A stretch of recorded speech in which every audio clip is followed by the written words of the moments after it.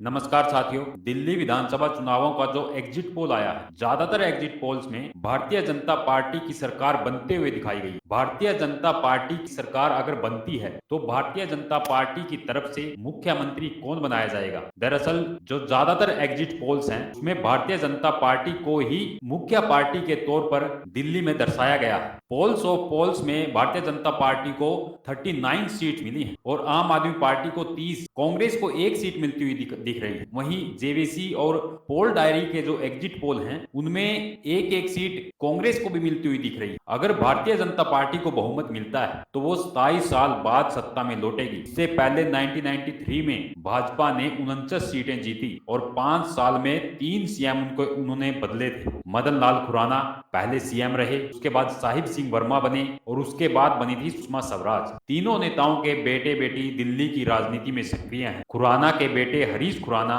मोती नगर से, साहिब सिंह वर्मा के बेटे प्रवेश वर्मा नई दिल्ली से चुनाव लड़ रहे हैं। बांसुरी स्वराज नई दिल्ली से सांसद है। और भारतीय जनता पार्टी की तरफ से क्या इनमें से भी कोई मुख्यमंत्री बनाया जा सकता है। दरअसल जो ज्यादातर एग्जिट पोल्स इस तरफ इशारा कर रहे हैं, जैसे मैट्रिज का जो एग्जिट पोल है उसमें भारतीय जनता पार्टी को 35 से 40 सीटें मिलती हुई दिखाई गई। आम आदमी पार्टी को 32 से 37 और कांग्रेस को 0 से 1। वहीं पीपुल्स इनसाइट का जो सर्वे है उसमें 40 से 44 सीट भारतीय जनता पार्टी को मिल सकती है। और पीपुल्स प्लस में भी भारतीय जनता पार्टी की सरकार बनते हुए दिखाई गई है। उन्होंने तो 51 से 60 सीटें, पीपुल्स प्लस ने 51 से 60 सीटें भारतीय जनता पार्टी को दी। जेवीसी पोल्स के सर्वे में 39 से 45 सीटें भारतीय जनता पार्टी को मिल सकती। वहीं एक और पी मार्क का जो सर्वे है उसमें 39 से 49 सीटें, हालांकि 10 सीटों का जो मार्जिन गैप इसमें दिखाया गया है, इतनी सीटें भारतीय जनता पार्टी को मिलती हुई दिखाई गई। जो चाणक्य का सर्वे है, एक फेमस जो एजेंसी है चाणक्य, उसने 39 से 44 सीटें उन्होंने भी भारतीय जनता पार्टी की सरकार बनते हुए दिखाई है। पोल डायरी ने 42 से 50 सीटें भारतीय जनता पार्टी को दी। डीवी रिसर्च ने अपने सर्वे में 36 से 44 सीट भारतीय जनता पार्टी को दी और भारतीय जनता पार्टी की सरकार बनते हुए दिखाई। वहीं एक सर्वे है वी प्रिसाइड का, इन्होंने आम आदमी पार्टी सरकार बनते हुए दिखाई है। इन्होंने भारतीय जनता पार्टी को 18 से 23 सीटें दी हैं और आम आदमी पार्टी को 46 से 52 सीटें दी दिखाई। वहीं एक और जहां पर आम आदमी पार्टी की सरकार बनते हुए दिखाई है माइंड ब्रिक ने 21 से 25 भारतीय जनता पार्टी को, 44 से 49 सीटें आम आदमी पार्टी को दी। वहीं एक और जो सास का सर्वे है उन्होंने भारतीय जनता पार्टी की सरकार बनते हुए दिखाई है, 48 से 41 सीटें उनको दी हैं। जो एग्जिट पोल हैं, चुनाव के दौरान जनता का मूड जानने के लिए 2 तरह के सर्वे किए जाते हैं। वोटिंग से पहले के सर्वे को ओपिनियन पोल कहते हैं। वोटिंग के दौरान होने वाले सर्वे को एग्जिट पोल कहा जाता है। आमतौर पर एग्जिट पोल के नतीजे आखिरी फेज की वोटिंग खत्म होने के 1 घंटे बाद जारी होते हैं। एग्जिट पोल जो करने वाली एजेंसियां हैं उनके वॉलंटियर वोटिंग के दिन वोटिंग बूथ पर मौजूद होते हैं। ये वॉलंटियर वोट देकर लौट रहे लोगों से चुनाव से जुड़े सवाल पूछते हैं। वोटर्स के जवाब के आधार पर रिपोर्ट बनाई जाती है और जिससे पता चले कि वोटर्स का रुझान किस तरफ है और इसी आधार पर चुनाव के नतीजों का अनुमान लगाया जाता है। हालांकि दिल्ली में भारतीय जनता पार्टी की सरकार बनती है क्योंकि दिल्ली में आम आदमी पार्टी के अलावा किसी भी पार्टी ने सीएम फेस घोषित नहीं किया है। आम आदमी पार्टी सत्ता में लौटी तो अरविंद केजरीवाल मुख्यमंत्री का बनना उसका तय है, जबकि भारतीय जनता पार्टी और कांग्रेस की ओर से 3-3 नाम पर चर्चा जरूर है। हालांकि कांग्रेस सरकार बनाती नहीं दिख रही है। भारतीय जनता पार्टी हमेशा मुख्यमंत्री को लेकर चौंकाती रही है। फिर भी आम लोगों के बीच एक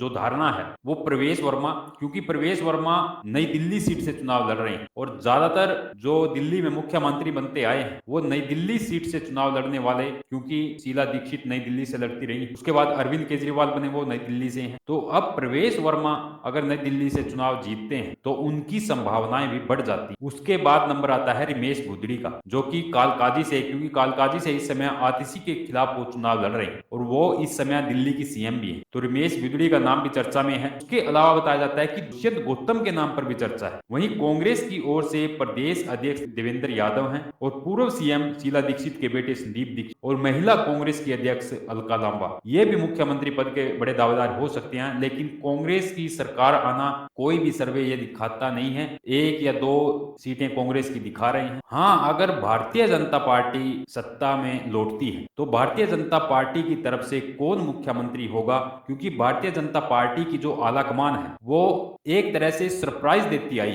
तो भारतीय जनता पार्टी की तरफ से जो इस समय कयास लगाए जा रहे हैं वो यही है कि पहला नाम प्रवेश वर्मा का हो सकता है। प्रवेश वर्मा वो जाट समुदाय से आते हैं और दिल्ली के 364 में से 225 गांव में जाटों की सबसे ज्यादा आबादी है। दिल्ली की करीब 50 सीटों पर ये असर डालते हैं, जबकि 20 सीटों पर हार जीत का फैसला करते हैं। ऐसे में हरियाणा और पश्चिमी यूपी समेत अन्य राज्यों के जाटों को साधने के लिए प्रवेश को मौका मिल सकता है, क्योंकि जाटों के कई राज्यों में जैसे पश्चिमी यूपी है, हरियाणा है, राजस्थान का इलाका है, उसमें जाटों का एक अच्छा प्रभाव है, लेकिन कहीं पर भी एक कोई जाट मुख्यमंत्री भाजपा की तरफ से नहीं दिया गया है, तो यहाँ पर प्रवेश वर्मा के चांसेस बढ़ जाते हैं। दूसरा नाम आता है रमेश बिगड़ी का। वे गुज्जर समाज से आते हैं। जाट के बाद गुज्जर समाज की आबादी दिल्ली में सबसे ज्यादा है। गुज्जर दिल्ली की 9 सीटों पर असर डालते हैं। और इसके अलावा तीसरा नाम भी है दुष्यंत गौतम का। वे एससी समुदाय से आते हैं। देश में इस समय एक भी दलित मुख्यमंत्री नहीं है। ऐसे में भारतीय जनता पार्टी की सरकार बनने पर दुष्यंत गौतम को भी मुख्यमंत्री बनाया जा सकता है। बताया जा रहा है कि दुष्यंत गौतम का नाम भी चर्चाओं में है। और पार्टी के जो संकल्प पत्र है उसका जब तीसरा पार्ट जारी करते हुए अमित शाह ने कहा था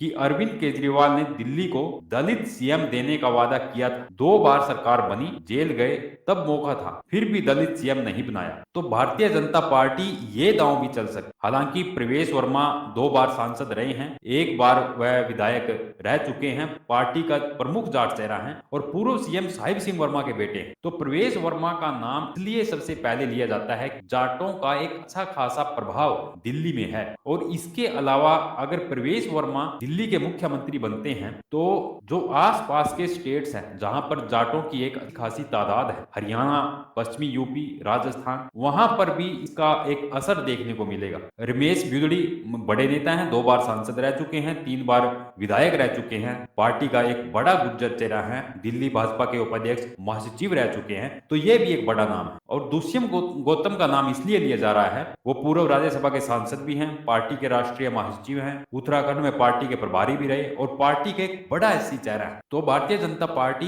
दुष्यंत गौतम का नाम लेकर एससी समाज को साधने की भी कोशिश कर सकती। तो आपका इस बारे में क्या कहना है? अगर भारतीय जनता पार्टी सत्ता में आती है, जिस तरह के इशारे एग्जिट पोल कर रहे हैं, तो दिल्ली में मुख्यमंत्री भारतीय जनता पार्टी की तरफ से कौन बनाया जा सकता है? हालांकि एक अंदाजा लगाना बहुत मुश्किल है, क्योंकि भारतीय जनता पार्टी शुरू से ही जो उनका आला कमान रहा है वो एक सरप्राइजिंग मुख्यमंत्री लेकर आते रहे। चाहे हम राजस्थान की बात करें, मध्य प्रदेश की बात करें, यहाँ पर कोई अंदाजा भी नहीं लगा सकता था कि मुख्यमंत्री कौन फेस आएगा, और ये एक सरप्राइजिंग फेस लेकर आते हैं। लेकिन यहाँ पर इन नामों की चर्चा, बड़े नाम हैं, और इन नामों में से या कोई और मुख्यमंत्री का जो चेहरा है भारतीय जनता पार्टी की तरफ से दिया जा सकता है, कमेंट करें और आगे से हमारे साथ जुड़ने के लिए चैनल को सब्सक्राइब कर लें। धन्यवाद। जय हिंद।